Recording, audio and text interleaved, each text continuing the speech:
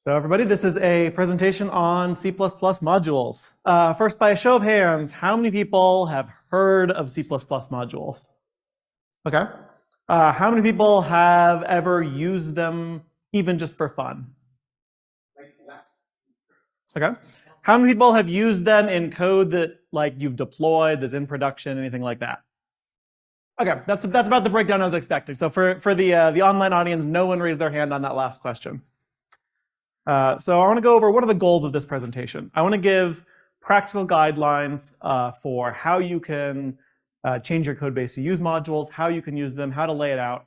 I'm not going to necessarily go into all of the edge cases, all of the details. There are some things that you can do, but if you shouldn't do them, I'm not going to talk about them unless I think that you're likely to do them to tell you not to. I also want to go over where are modules now. So where are, what's the state of the implementations? What are things that are good? And then also, what do we expect to work in the very near future? So for instance, the next release of a compiler, the next release of a build system, things like that. So this is where we are now and where we're just about to be.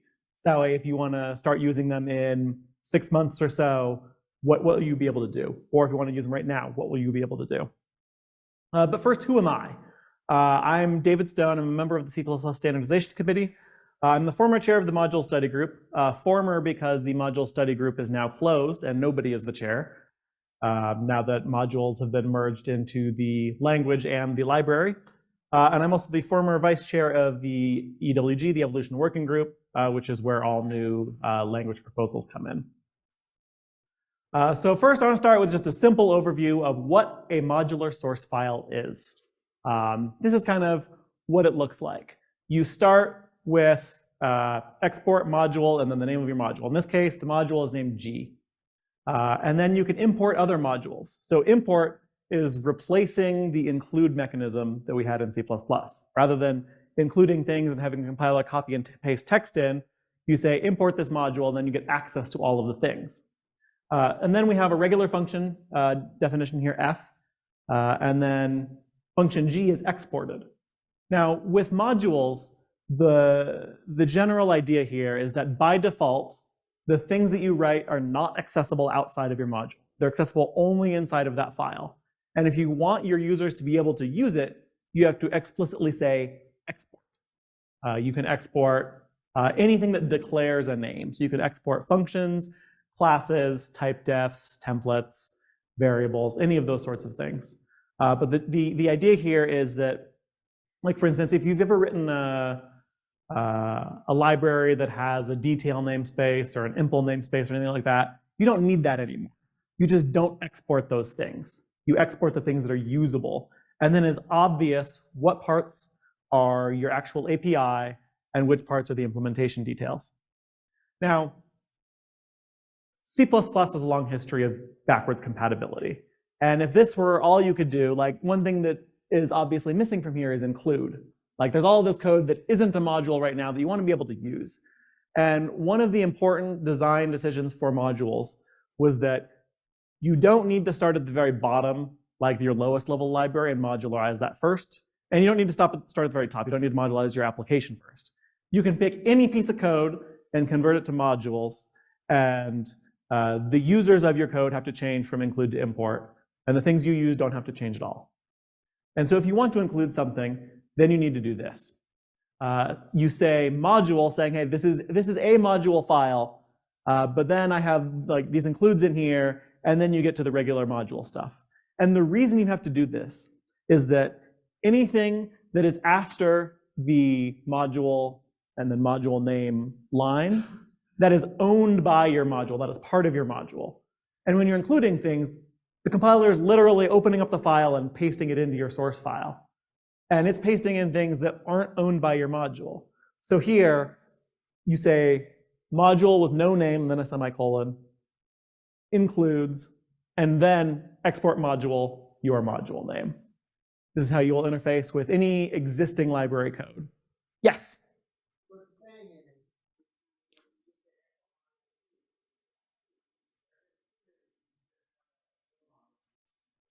Yes. And because it is part of your module, you would then have one definition of things in your module and one definition for anything that includes it normally. So the general rule of thumb is, like, the terminology here is in the module purview. And you don't want to do that. You do not want to include inside the module purview. It is allowed in case you want, like, you explicitly want that copy and paste mechanism, but it's not a good idea. Do not put the include after the export module. Now, there's also this concept of implementation units. So just like how you can have the interface in a header file and the implementation in a source file, you can do a similar sort of thing with modules. When you say export module, module name, that is a module interface. If you just say module, module name, that is an implementation unit. Now, the reason that you, yes.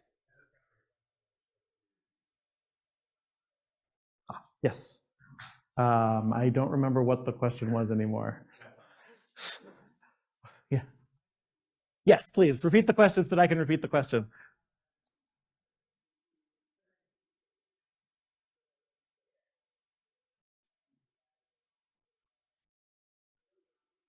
Okay, yeah. The question was, like, what happens if you put the include after the export module foo, and the answer is that it then becomes part of the module.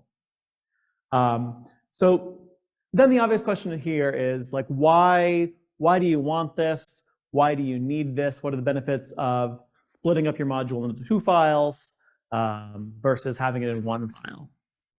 And the answer is basically the same as the reason you would split it up now into two files, which is compilation speed.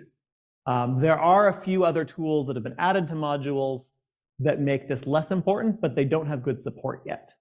So right now, if you were to take all of your code, like take all your header files and source files, and combine them into one big module, like the header and source pair is one module, every header and source pair is one module, you will likely end up with a slower compilation than you have today, depending on how your code is structured and the options you have.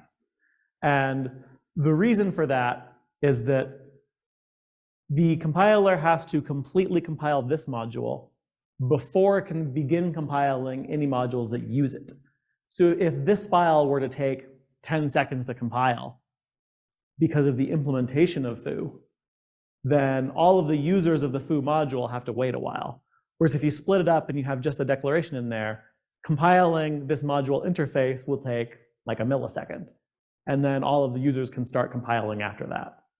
I'll go into some other features added into modules that kind of help you keep things into one source file a little bit later, but the general idea is that this allows you to have that same separation that you would have today with header and source pairs. Yes? So why would you want to have everything in one source file? Because my instinct is I actually like having the interface and a header, and I can look at it and see this is the interface, and then look at a different file and see this is the implementation, and they're separate because the interface is very concise. It's like a list of functions, right? Mm-hmm. Whereas implementation could be hundreds of lines long, right? And a single function could be the whole screen, and then to see the next function, I have to scroll down. Like, so why would you want it all in one file? Like, why is that a benefit? Yeah, so the reason that would be a benefit is just sometimes it's more convenient to do it that way.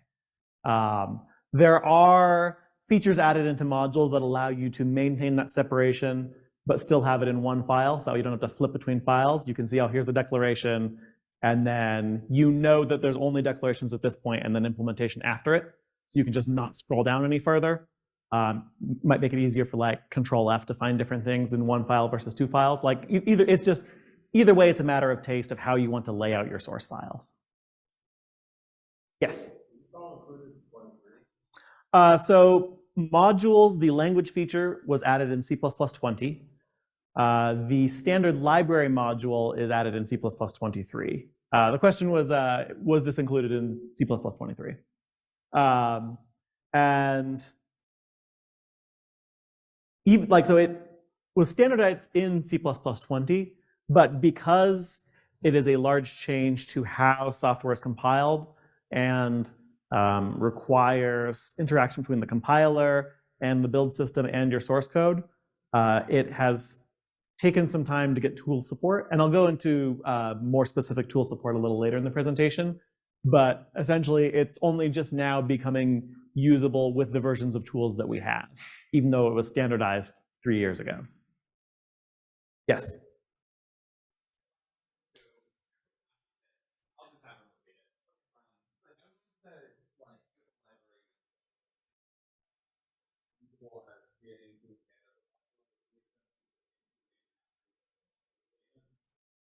Okay, so the question was, if you want to ship a file that can be used as both a module and a non-module, is it as easy as just including after the module statement? No. The reason is that if you were to do that, nothing would be exported. And so your users would not have any interface of your library. If you wanted to do something like that, you'd have to do some macro trickery where you either export or you don't export, depending on whether you're in a module or not. I feel like the costs of that are kind of high, and I wouldn't do that. I would either just say if you're using, if my compiler requirements are high enough, then I'll use modules, and if they're not, then I won't. Kind of that in between thing. I personally feel that the maintainability burden increases pretty significantly from having that dual mode, and I wouldn't do it. I was just going to comment, living in Visual Studio land, where when you want to export something from a DLL, you have to use a macro that knows to export when you're compiling the DLL, but then import when you're in a different DLL. It sounds like the same thing, and it's pretty old hat in Microsoft's land. But I don't know what additional constraints there are on modules beyond Visual Studio DLLs. Yes, there are some other differences in terms of how you have to structure your code, but when it's really more that modules have more strict checking. So some things that were undefined behavior that you might get away with before, modules now catch. So once you make the change to make it work with modules, it'll still work in the old way, other than deciding what to export and what not to export. So you can make it work, and you would probably get benefits from doing the transition because it would catch some things for you. Yes?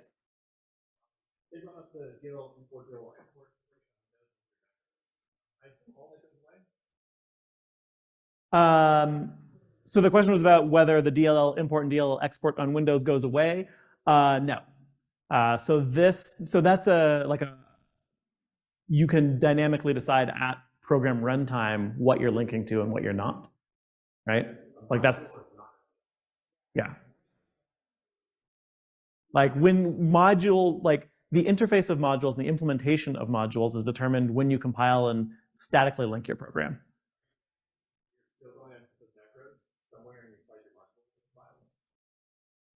If you're trying to do any sort of DLL stuff, modules has no different interaction with it than other stuff.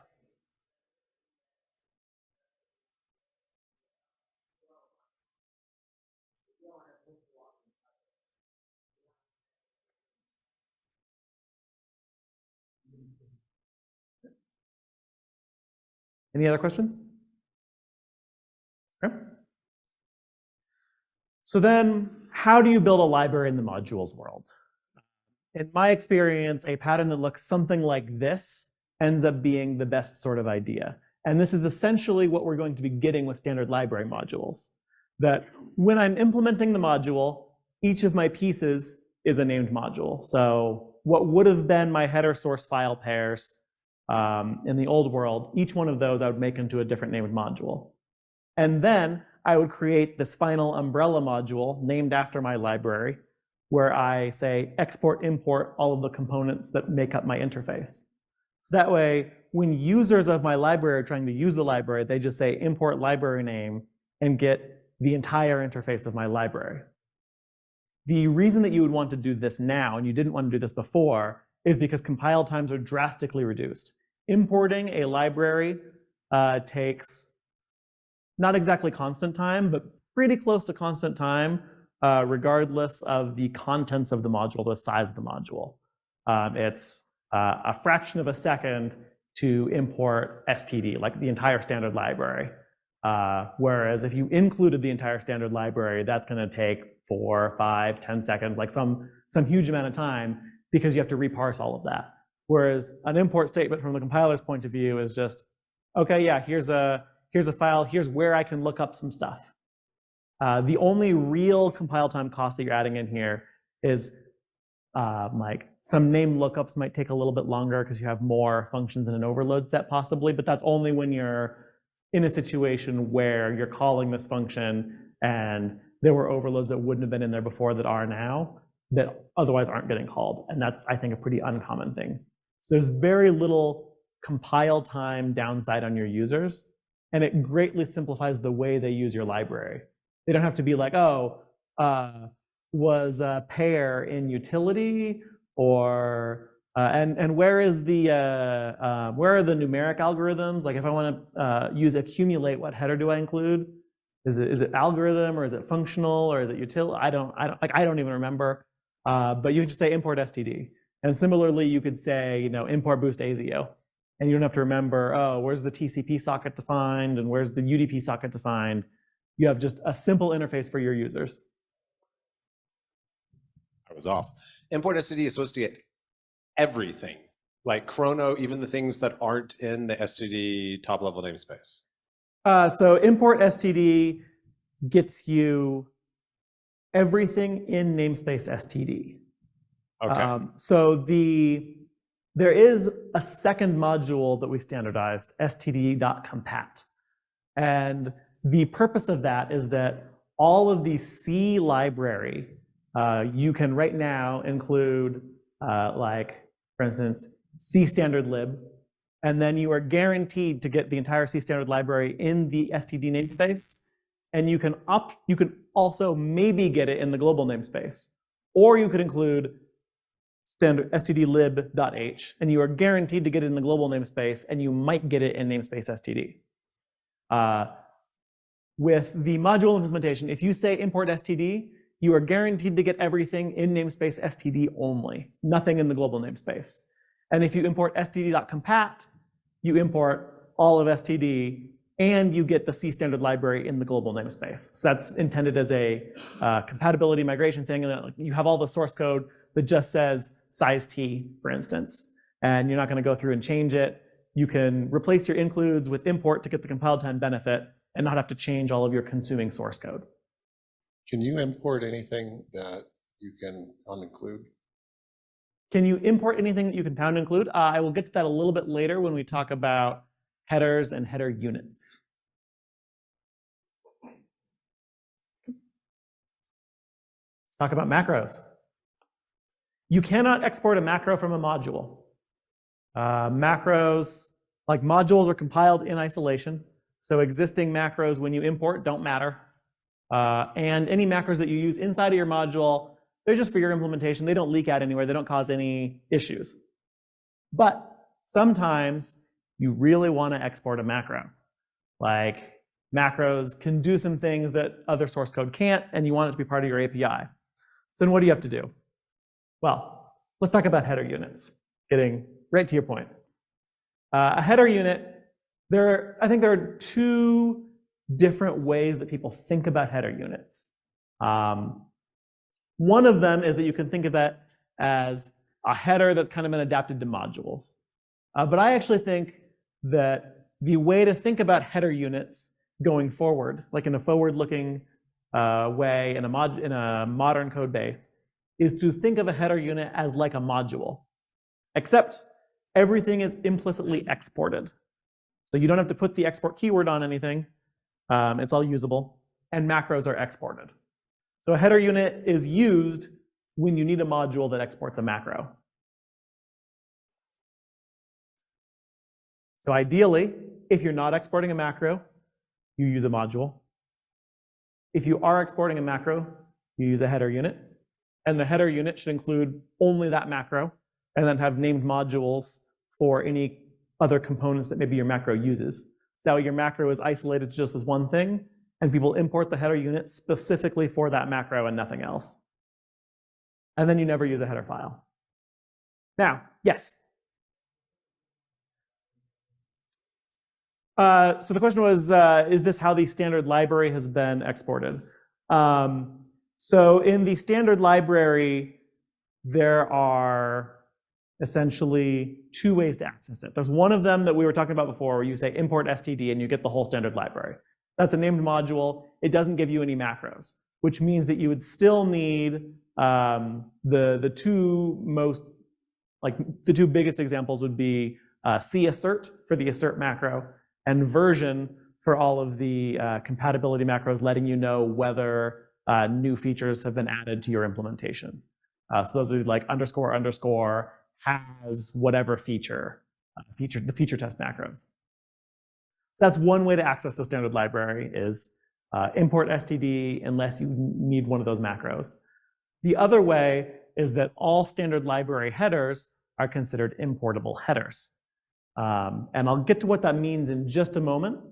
But I just want to kind of answer a question that yes, the standard library kind of has these two different ways, and in just a few slides, we'll talk about that in a little more depth. Now, on this slide, I say that this is how we would do it ideally, but that's not really how we can do it quite now. And the reason is that header units are poorly supported. They do not work in Clang, they don't really work in CMake, and they don't work that well in Visual Studio, and they don't work in GCC. Yeah, the syntax is supported in CMake, but it doesn't do anything. And you can use it in Visual Studio, but it has a lot of bugs. They're working on implementing it in Clang and GCC, which means you basically can't use header units in general right now, which means if you're not exporting a macro, use a module. And if you are exporting a macro, use just a regular header file like we have right now that defines only the macro and then imports whatever it needs for non-macro stuff to give you as much of the benefits of modules as possible. Because header units are supported poorly, if at all. Now, I'd mentioned earlier about how to think about header units and that I like to think of them as essentially a module that exports macros. And the cost of that is that you have to implicitly export everything. But there's also a benefit of headers and header units that they can kind of give you some of the benefits of modules in this transition period. It's this kind of a step not quite as far as either it's a module or a header interface for my library, and I define these macros to maybe export and maybe not. You can just say my headers are header units. And the reason you can do that is the source code is actually the same. You don't have to change your header files to make them header units. Whether something is a header unit is defined by your build system and the users, like the documentation. And the reason is that if a header is an importable header unit, you need to compile that header as its own unit, like it gets an object file. And users can then say import header name. So rather than like pound include quote foo.hpp quote, you would say import quote foo.hpp quote semicolon. You don't have to change your header files. The reason that the standard couldn't just say, oh, all header files are header units now, is that header units have the same property of modules that they are compiled as a single unit. Whereas the header files of today depend on everything that's been in your file before. So for instance, you can have one header file that defines a macro, and then include another header file that uses that macro even without including it. The most famous example of that would be windows.h, that the contents of windows.h depends on macros that are defined in the source before that. Whether you've defined no min max, win32 lean and mean, MSC ver, there's all these configuration macros. And that doesn't work the same way with header units because you compile it once. You tell your build system, I'm compiling this header as a header unit. And you need to decide how it's configured at that point. Whereas in like the Wild West of headers, it's just however it happens to be is however it happens to be. So this is another reason going back to your previous question about like the compatibility and a migration in a it is or it isn't kind of thing, I feel that the cost benefit ratio is much better for saying all of my headers are header units and providing the ability to compile them and import them for users on modules and include for users not on modules than having this kind of intrusive source change to make it kind of a module and kind of not. It's like some people don't agree with that and think that the like it's a module based on this macro definition or not approach works. But I prefer just to use header units because you have the same source file. It's much more maintainable that way.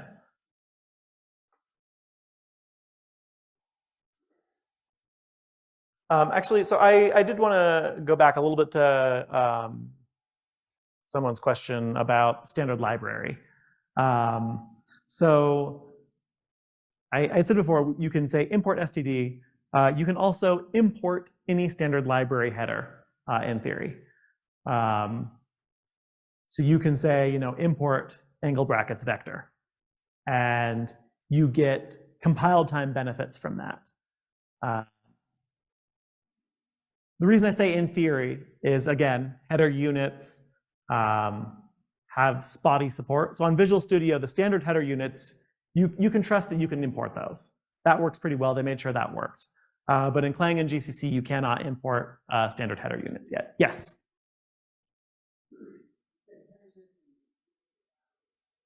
Yes.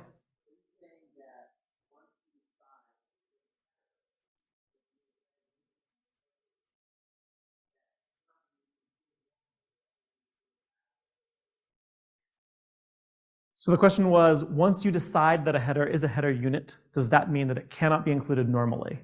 No, it does not mean that. If you tell your build system that this header is a header unit, then the implementation has the ability to automatically turn any includes into imports for you, giving you the benefit of importing without even changing the users of the code. Now, when this happens isn't really well defined, and so in practice, it happens just for the standard library modules right now. The standard library headers, I mean. But there's nothing preventing like newer versions of compilers to add the support once they have better header unit support to where it even makes sense. If the implementation does not do that, then you can import in some parts of your code and include in other parts of your code, and that is still guaranteed to work. You can have an import and a textual inclusion in the same program, even in the same source file, and nothing will break. So I guess that seems a little scary to me. Just thinking about headers where, let's say I have a header that behaves differently depending on what macros are defined. And I compile it as a header unit because I know that like the standard case, this is kind of the macro definitions I want to be in place for this header. And so I'll compile it as a header unit with these arguments or whatever. And then I'll go through and change in the places I'm fine with that definition. I'll go through and change the include my header.h to import my header. And that's good. But then in the other places where I have that macro defined differently and I want it to behave in that way, I might leave it as an include. And you're saying that the compiler may arbitrarily decide to replace that include out from under me with an import, since I specified elsewhere that it is a header unit. Yes, so for that kind of header, what you're describing is not a header unit. It is not a self-contained unit of code. It requires other code to exist beforehand, which is why it doesn't just happen for all headers. That's why you have to specifically say, oh yes, this is a header. This is a self-contained module of code. Everything it needs, it includes on its own or gets from like command line flags passed in when I compile it, as opposed to other source code changes its behavior. Okay, so you're saying that you, as the owner of the code base, have to opt into that when you know it's safe to do it for a given header. Yes. I see. Okay, thank you. And as a design principle, I think that all headers should have this property. I agree. Yes, even they don't, but they should. Like, it's the more that you can make your code like this, the more understandable it is, because the same thing means the same thing everywhere. And so to make this clear, if I have some header foo.h, and in one file I say import foo.h instead of include foo.h, I haven't suddenly told the compiler it has my permission to go under the covers, replace all the other include foo.h's with import foo.h's. Because I didn't tell the build system to do that, I just said in one place, import foo.h. When you import a header unit, it functions very similar to a module. It is a translation unit, it is compiled. So your build system has to know about it or it won't work. Okay. You need to compile that header as a unit separately. So if you just say import, the compiler will say, what do you mean? Like, this isn't known to be a header unit. Interesting. Okay. I had it in my head that it would come across that import statement and be like, do I know what this header unit is? Oh, I don't. Let me go compile it real quick, and then I have it for all the other times I need it. You're saying it doesn't work that way. Yeah, so actually, I should have put a slide in to talk about this. That's great that you brought that up.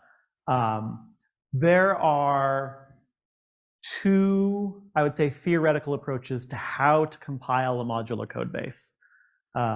When you have code that looks like this, for instance, one approach is that the compiler kind of becomes a build server instead of a builder.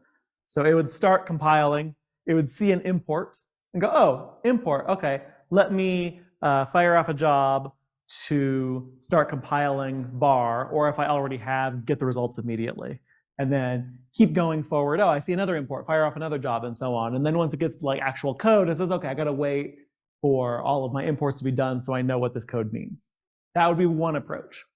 The other approach is that you tell the build system up front, these are all of the modules, and this is where each named module is defined in my source code. In practice, every implementation takes that second approach. No, there is no implementation of the build server approach. And the reason is that doing that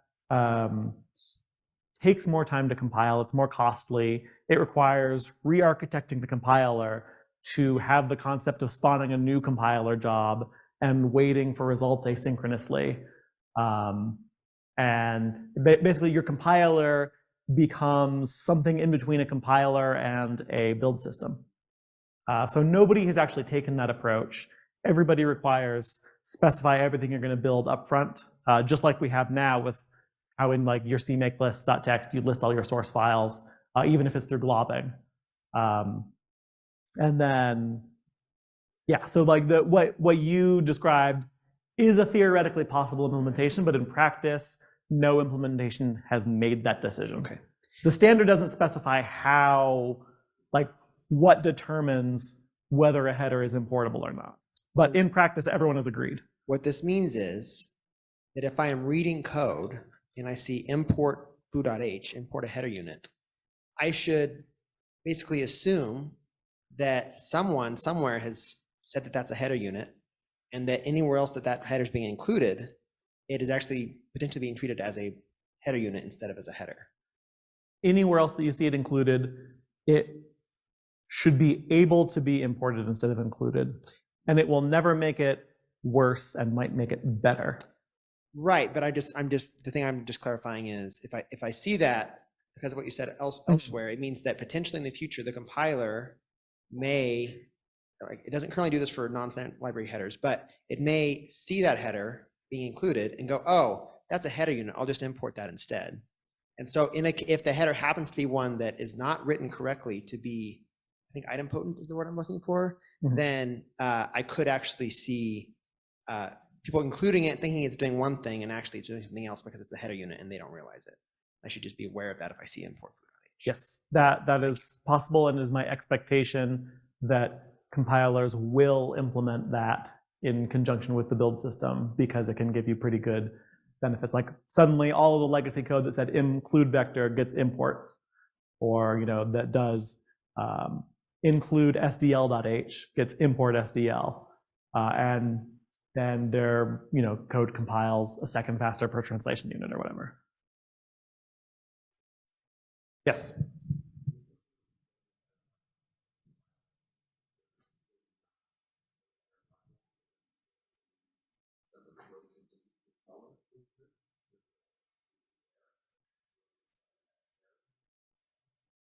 The question was, is there something you can put in your header file to say, this is not a header unit, it is not a self-contained thing, it should not be compiled as a header unit, and if it ever is, error. I can't think of anything that would allow you to do that.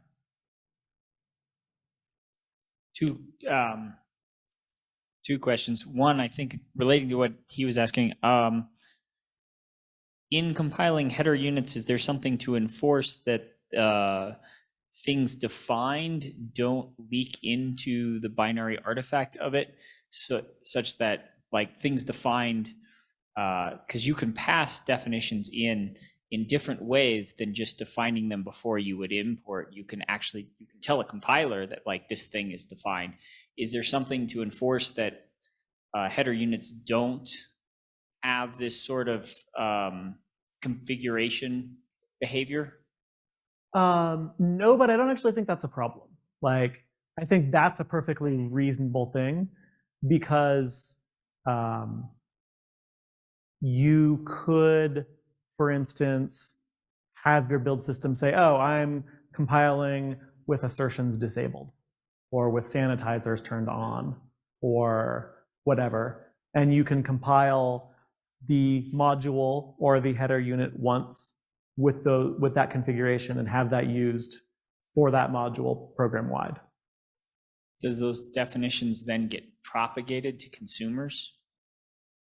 No, it's just like what would happen today when you compile a source file with whatever macro configurations you need for that source file. Users of the source file don't know about that. The modules export only the things explicitly exported in their source. Header units export everything in their source and nothing else. And I guess my second question is then, you're talking about the two ways that build systems interact with this. The second way is the way they've all implemented it. Does that mean that in a similar way that my dependency graph on source code or on text is expressed in includes now, I'm going to have to replicate that also in my build system, even inside my libraries, not library to library, but inside my library, I'm going to have to say, well, I have this submodule A and it depends on these two ones, and I have to express that graph to my build system in a way I hadn't had to before. Great question. So the very first step of compiling code under the implementation strategy that everyone has chosen is to run what's called a dependency scanner. So in the LLVM project, it's playing scan deps. GCC has their own, Visual Studio has their own, and it goes through your source, finds all of the imports, and builds up that dependency graph for you, which is then used in the build system to know when things need to be rebuilt. That process is super fast. If you have hundreds of files that takes, I don't know, 10 or 15 minutes to compile, the dependency scanning of all of it might take 1/100th of a second. You run it and it's done. You don't have to express this dependencies anything beyond your module says import bar, whereas now you would say include bar.h. So maybe you're going to touch on this later. Maybe you already touched on this and I missed it. But if I have a header and I want to use it as a header unit and it includes other headers, what does that mean? Like, let's say foo.h imports bar.h and baz.h also imports bar.h, and I make foo and baz both be header units, and they're both depending on another header, what does that mean? All of that stuff is going to be exported from your header unit. Anything that's essentially accessible inside the header unit is exported from the header unit. So it's potential like ODR violation depending on what's in the dependent headers. Less so than today. Okay. If you have only header units and no textual inclusion of headers, then you know that you will not get ODR violations from different versions of things. The contents will be exported, but it won't be redefining them. You'll have one definition, and exporting is a way of saying, this name is accessible now that you've imported this. I guess you didn't say this, but I think you mean this. I don't know. So if I have a header, two header units, and they're both including a different header, okay, and then it's not an ODR violation, because although they're both exporting, let's say, some class or something from that other header they depend on, that class has like it's a different name in one header unit than it is in the other header unit, because it's that the header unit is part of the name. Or no, if the dependent header is not a header unit, then I do have a ODR violation. I do have a slide on that. I will get to that a little bit later. Thanks. Yes.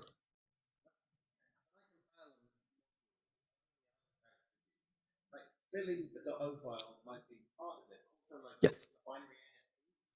Yes, great question. So the question was, when you compile a module, what artifacts are produced? There are two artifacts produced from compiling any module. One of them is the .o file, which has the exact same meaning it has now. The other one is called the BMI, which stands for either built module interface or binary module interface, depending on who you ask, or PCM, a precompiled module. It has a whole bunch of different abbreviations, but it all means essentially the information needed to use the module. It has like function names, all the overload sets, everything that's exported, and it does not necessarily have anything that is not exported. But it is this file that is loaded in by the compiler when it sees an import statement. It's basically just mapped into its address space so it can use the stuff. That's how it does it quickly. And the contents of that file vary by compilers. So for instance, right now with Clang, everything in your module basically goes into that file. With Visual Studio, much less goes into that file. It's much closer to only the things you need. And there are pros and cons to both approaches. The benefit of the Visual Studio approach is that a smart build system can see, oh, you just changed an implementation detail that didn't change the BMI, and therefore I don't need to recompile downstream consumers, makes the BMI file smaller. The benefit of the Clang approach is that all of that information is then available to the optimizer for inlining. I have a slide on optimization kind of toward the end, and I'll get into a little more detail of that trade-off there.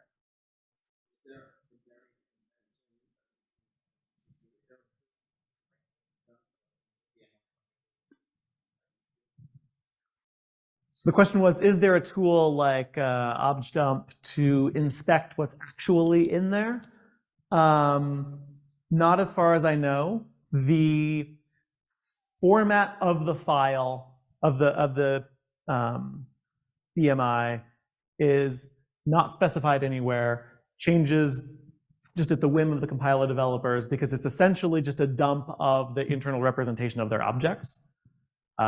So in practice, Clang actually has a check to where if you've built a module with a revision of the compiler, and you then have a different git revision of the compiler, it refuses to merge those together because they might not be validly linked, because it's just based on however the data representation happened to be. So I don't know of any tool that usefully looks at the contents of it. Presumably you could make like a Clang-based tool for that, because you know the version that it's with, and it can read its own stuff and tell you. But I don't know of like a general purpose tool that can do that, and I don't imagine that one could exist. Yes? In that scheme, where do templates end up? Templates end up in the BMI with whatever information is needed to instantiate it from whatever consumers are. So templates will make your BMIs larger because it needs more information than just the declaration, even in the MSVC approach of a smaller BMI. Yes? Let's say you decide to, I'm going to actually use vector, and you want to get, so you start importing vector as opposed to including it. Will that change any of the associated code in the .cpp files that are now using this? Great question. No. As long as the definer of the module defined everything properly, the users shouldn't have to change anything other than changing include to import. So the next question on that is, let's say you have a very large code base, thousands of files. Yes. Can you piecewise do this? So let's say you have some section of code that's all using vector, include vector, but there's other files that are using import vector. Now, some of those things are sharing common data, let's say a vector of strings or something. Will there be any problems between sharing between modules where one's been included versus the other one which has been imported? No, there won't be any problems because of the global module. So this is the last important difference between header units and named modules. In a module, any code that you defined in the module purview, so anything after you say export module foo, code that you write there is defined specifically for that module, which means that non-exported names defined in different modules do not conflict with each other. Whereas the global module is shared. Everything in the global module is the same thing. So if you have a header unit, everything is in that global module fragment. And all those fragments are pieced together to form one unified global module. So when you say import vector in one part of code, that vector is defined in the global module. And when you say include vector in another piece of code, that's also in the global module. So any code that is not a named module is defined in the global module. So all of your existing C++ source code is all defined in this named module. So when you put it together, it's the exact same vector. It's not just that they're compatible, they are literally considered the same object. So you don't, like a vector of string imported and the vector of string included, they're the same vector. The binary representation is the same. The compiler thinks they're literally the same type. Standard same as will return true, all of that. No linker issues, anything like that. Yes. Yes. Yes. Import std is also defined to make it work if you include in some parts and import in others. So the implementation has to do whatever it has to do to make that work. Yes.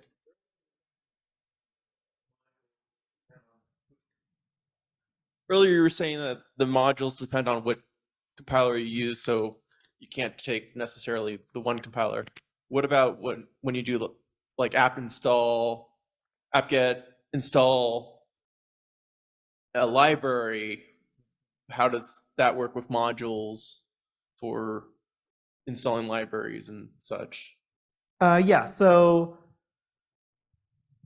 right now, when you are distributing a library, you need to distribute your header files and whatever your library object is. That could be a .a if it's a static library, .so, .dll, however it is that you're distributing it. You need the header file for the source stuff, and then a linky thing for all the definitions.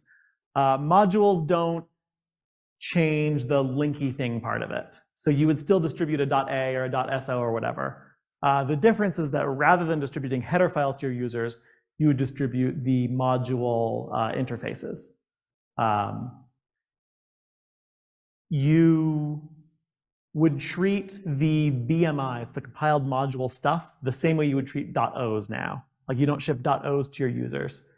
At least I hope you don't. And so you also wouldn't ship any .pcm or .bmi files to your users. BMI files have no convention, no standard, different for every build of the file. Yes, they made it as hard as possible to distribute them because they don't want you to distribute them, and they added in checks to make sure that they don't mismatch. Like it's intended as a, I'm building this library. They're the built module interface stuff is intended for just part of this compilation, not a distribution tool. Modules don't attempt to solve library distribution problems. Yes. Does that mean that practically either you have to control the compiler or always distribute source code? I don't think it changes that from what we have now. Like when you distribute a .a file, for instance, for a static library, you need to make sure that the calling conventions for that are the same for your compilers, and that if you have a standard library usage, that's the same between your users. All of those problems remain.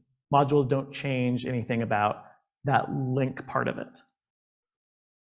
They don't have this like very, very specific, like as the compiler changes the .a file, it goes. Yes, if you're distributing compiled artifacts, then you would distribute the same things you're distributing now for the compiled artifacts. It's just that the way that the source code knows about things becomes a module interface unit instead of a header file. And then the users would compile that module interface file with their compiler and then link against the linky thing, the .a, the .so, whatever it is appropriate for your platform. That makes sense if you're shipping the header files that they compile into header units, but if you're not shipping header files, if you're shipping modules, then you do end up having to ship source code. You can define just as much in a module interface file as you can in a header right now. So that is where this sort of strategy comes in. You could ship just the code on the left and not the code on the right. The code on the right would be compiled into your .a, and you ship that. So you provide, here's my interfaces, and here's the compiled thing for everything. Okay.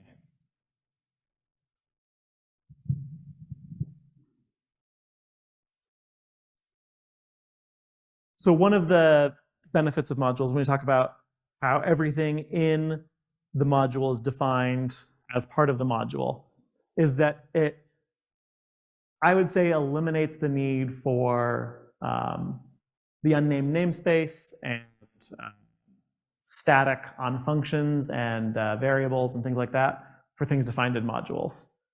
There are a few edge cases, but I don't think they're really that important. For just regular everyday code, you can write this and it works and you don't get an ODR violation. You have function f defined in module foo, function f defined in module bar. Those are completely separate functions. They have nothing to do with each other. There's no problems. Now you can't export two different functions in the same namespace with the same name and the same overload set. That's still just as much of a problem as it always was. But for your implementation details, you don't have to worry about conflicting with someone else's implementation details.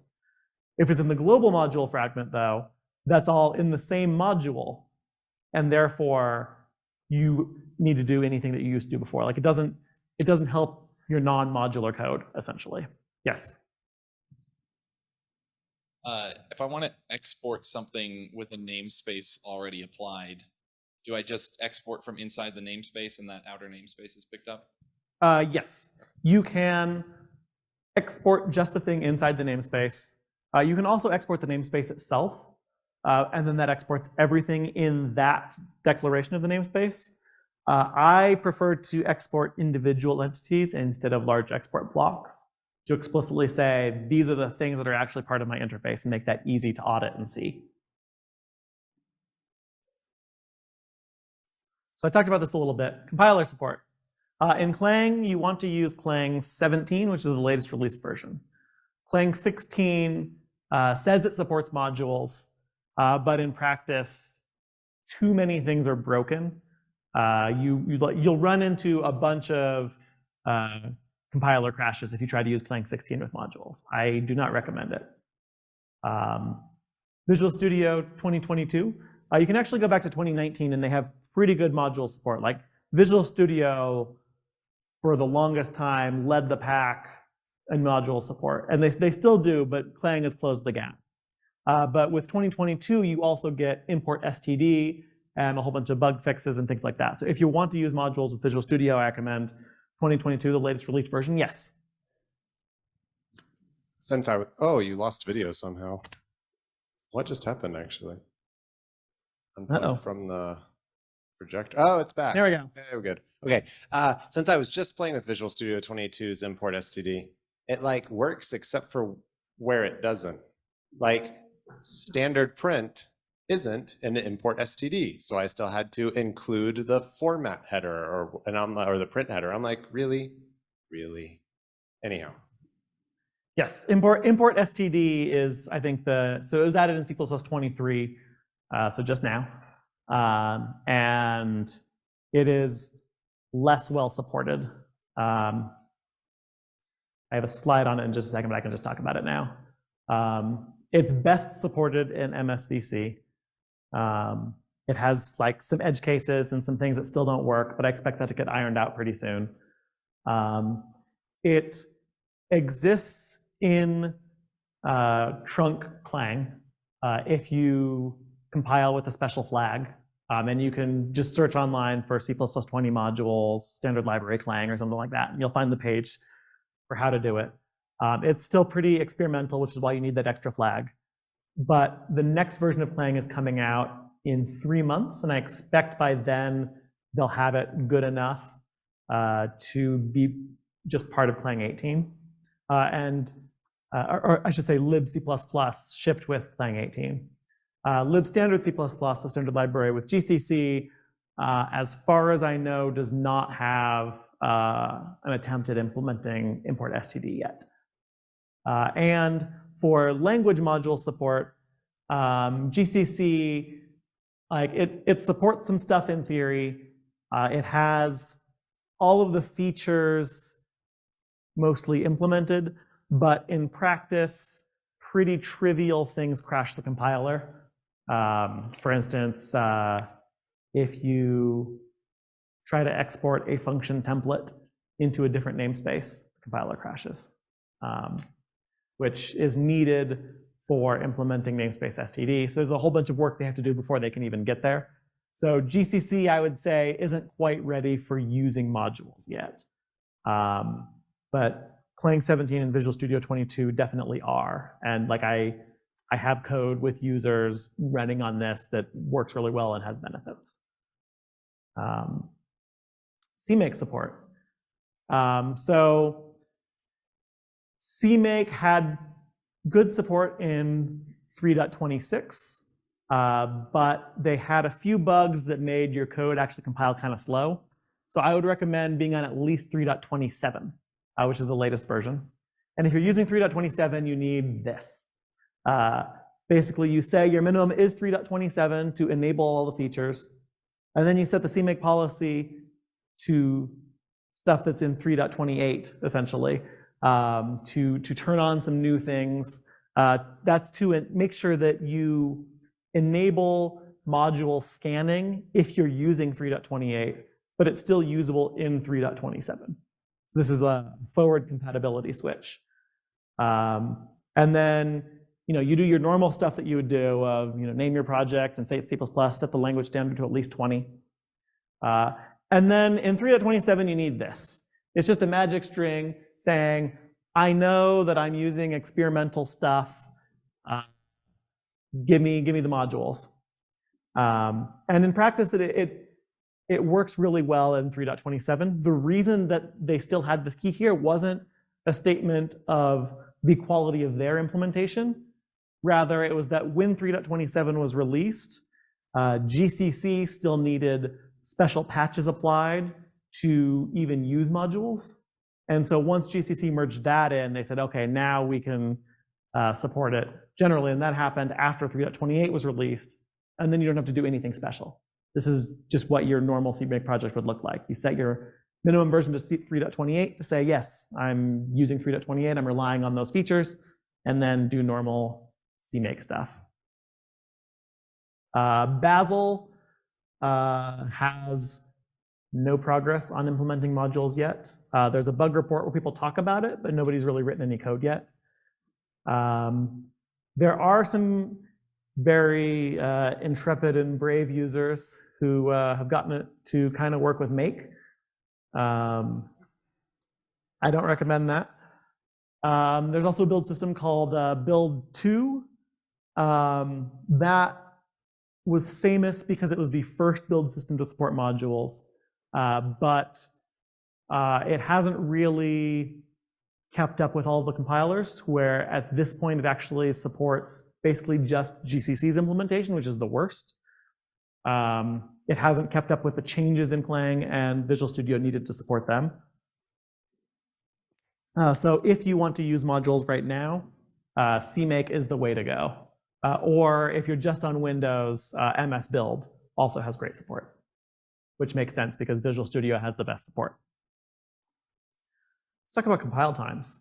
Like that's the main reason people want to use modules usually.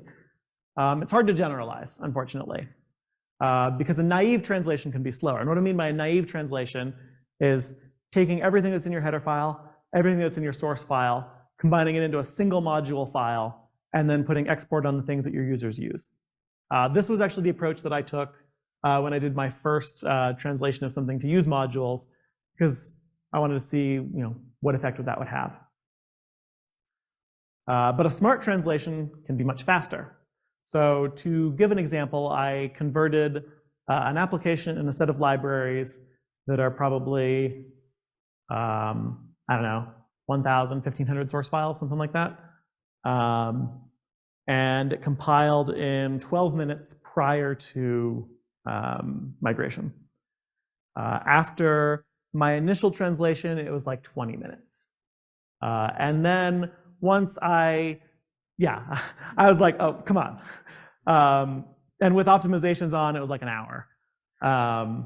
But I reported a bunch of bugs against Clang 16, and they got fixed in 17.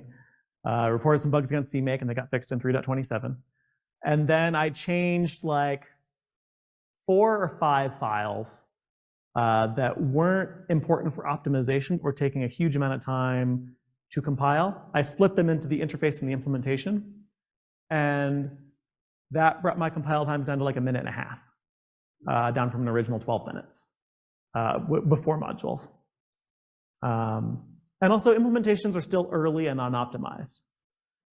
There are, I'd mentioned before, the different approaches to BMIs between Clang and Visual Studio, where Clang has more stuff in the BMI. There is talk among the Clang developers to move along to more of what Visual Studio does, of having less in the BMI, and that would benefit distributed builds and speed them up. But what they're doing right now is actually best for non-distributed builds. But CMake doesn't care about that right now in terms of its implementation. It basically is implemented to be optimized for how Visual Studio works, not for how Clang works. So the way Clang works is that when you compile a module, it first runs the compiler to generate the BMI file. and then it takes that BMI file, and that's the input to a compile step that generates the .o. When you run CMake, it waits for you to generate that .o before it will use the module anywhere else. So generating the .pcm file, the binary module, the built module interface on Clang, might take 100 milliseconds for an object file that could take 10 seconds to compile. And rather than allowing users to start compiling after 100 milliseconds, the way CMake is set up, it forces it to wait the whole 10 seconds. So there are a lot of things that could change in the CMake implementation that I think could bring the build time of that project down to 30 seconds or less. But that just hasn't been implemented yet because their focus is on a lot of things and they just haven't gotten to this. Clang has a lot of performance issues of like with open bug reports, especially around optimizations, where like they have a few n-squared algorithms because the implementation came from their implementation of essentially precompiled headers. And they kind of took that and adapted it to modules, and they haven't finished adapting it to get all of the benefits of modules. So there are a lot of things that are extra slow that don't need to be. So I would expect that if you make a migration to modules and do at least some of them with a split interface implementation, I expect you to get pretty significant compile gains. And then as time goes forward, as implementations get better, you should expect to see even better compile times going forward without making any further changes to your source code. Yes? Between typical project with a bunch of CP files and a header on it. Yeah, so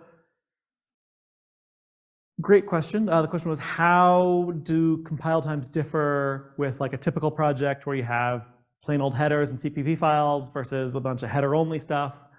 I would expect the benefits to be the greatest for things that are not template heavy. I think that would be the defining characteristic. But the project that I implemented is very template heavy. Like I would have gotten significantly better gains had I had my code look like the average code. But because it's a whole bunch of template stuff, I only got a 5 times improvement or whatever the number is. And the reason is that when you have a non-template, the compiler can just compile it all and just get the interface. When you have the template, it's like, okay, I can do the first phase of the template, but I have to wait for it to be instantiated to know how to compile the rest of it, and that's in all of the users. Like the benefit of modules for compile times is that it can compile it once, and then all of the users can share that compiled thing. Whereas with templates, it's like, okay, I'll compile as much as I can, but then I have to wait and instantiate it in each of your users. So you get less of a benefit that way. Yes?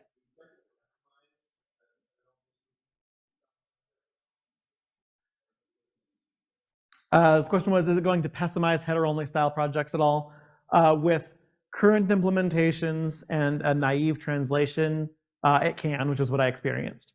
Once implementations become more optimized, which like I expect in the next, I don't know, probably 2 versions of Clang, they'll have improved it enough to where I would be surprised if it is pessimized in almost any case. Like I expect it to, in theory, it should always be better, even if just a little bit.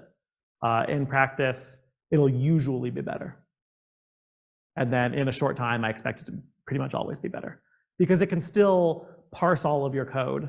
It can still compile any non-dependent expressions. It can still do a whole bunch of things that don't require actually instantiating the template. And then optimizations. This was surprising to me. You're less punished for making your functions visible. Essentially defining things, what would be the equivalent now of inline in the header. You're less punished in terms of compile times. So it's easier to do it. So like I had mentioned in my project, I basically turned all of my header and source file pairs into just a single module file, which means more room for optimization. In that same code base that I was talking about, my primary benchmark went from, I don't know exactly how long it took because I didn't like to benchmark it because it took too long. It was like, I don't know, 20, 30 minutes, something like that. Now it's 2 minutes in terms of runtime because I didn't realize that link time optimization wasn't giving me as much as I wanted, and that doing like a normal optimization step and then a link time optimization step where everything was visible to the optimizer at every step gave me pretty significant gains. It was able to collapse a whole bunch of stuff down to nothing. I don't expect most projects to get that significant of a benefit, but the ability to put things visible to the optimizer, I expect to give a benefit. Yes. Yes, so the question was, what do I mean by you're less punished by making for functions visible? Right now, if you put the definition of your function in the header, every user of that header has to recompile that function. Whereas with modules, you compile it once, and then you just use it. So that because the cost is less, you can do it and it's not as bad, which means that you can do it more if you care about optimization and not have to necessarily trade off, oh, I have to wait 20 minutes for compile time. Like if it's, oh, my compiles go from 2 minutes to 2 minutes and 10 seconds, that might be worth it. But if it went from 2 minutes to 10 minutes, it's not. And then I talked about this a lot before. I don't really need to do it anymore, but this is how you would use the standard library in a modules world. And I think that's all that I have. Are there any other questions? Yes. How does that work for like cross-compiling? If you have a different cstdlib, it has a different target, do you have to import something else? Do you have to keep different sets of this thing around like you would for a different cross-compile environment? Yeah, so the way that I expect import std to be implemented, it requires cooperation with the build system so that it can be compiled with any project-specific settings that you need. For instance, if you want to, like there are certain binary changing defines, like you can pass libcxx debug, I don't remember the exact definition, but there are different ways you can compile a standard library that are binary incompatible with each other.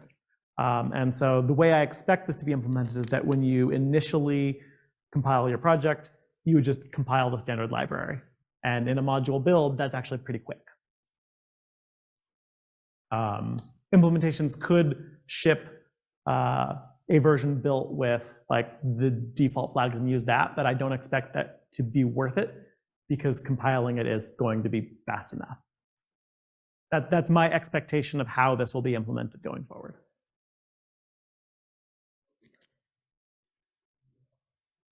Yeah, so like as an example, I have implemented my own module that's kind of like a standard module that exports all of the parts of the standard library I use and includes almost everything. And that takes like a few seconds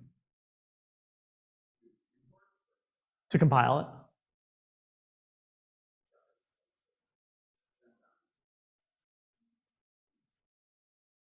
Yeah. Any other questions? Yes. I'll ask this properly, but what happens to, for example, you have a class, for example, to give a live example, I include DirectX. And in that class, in a private member, I have that things, pointers to those things, changes my size of the class if I remove and add. How does the size of my struct class and this DirectX header that I don't want my users to have access to, how does this work with modules? Does my users have to have access to DirectX? Is the class size, how the class size is communicated to the users? If I change something in the private sections, does that have interactions? Yeah, so the If you change your class size, that will definitely require recompiling your clients if you export the type as a complete type. So there is something that I didn't talk about where you can write your module interface, put whatever code you want in there, and then you can say module : private, semicolon. And then everything after that point is theoretically not in the module interface. The way it's implemented right now in Clang doesn't really do anything. But it's just going to be fixed. They just haven't gotten to that yet. But in that case, you could have just a declaration of your type. You can say, you know, class foo, semicolon, have an incomplete type, and then define it in the private section.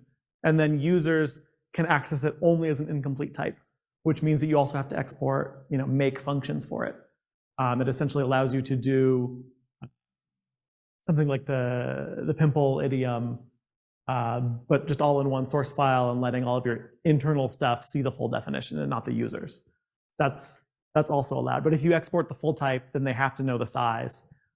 They don't necessarily know about DirectX, like they don't get access to any DirectX types unless they include the header. But if you have a member based on DirectX, the size of your type is going to depend on the size of those members. Yes. Hi, I wanted to mention that all the major implementations have agreed that import std is going to be available in C++ 20 mode. So once it actually becomes available in your implementation, you don't have to increase the standard to 23. You can just leave it at 20 and you will get that, even though it's technically non-standard. It seems perfectly safe to depend on. Cool. Okay, I think that's it. You all have been great. Thanks for coming.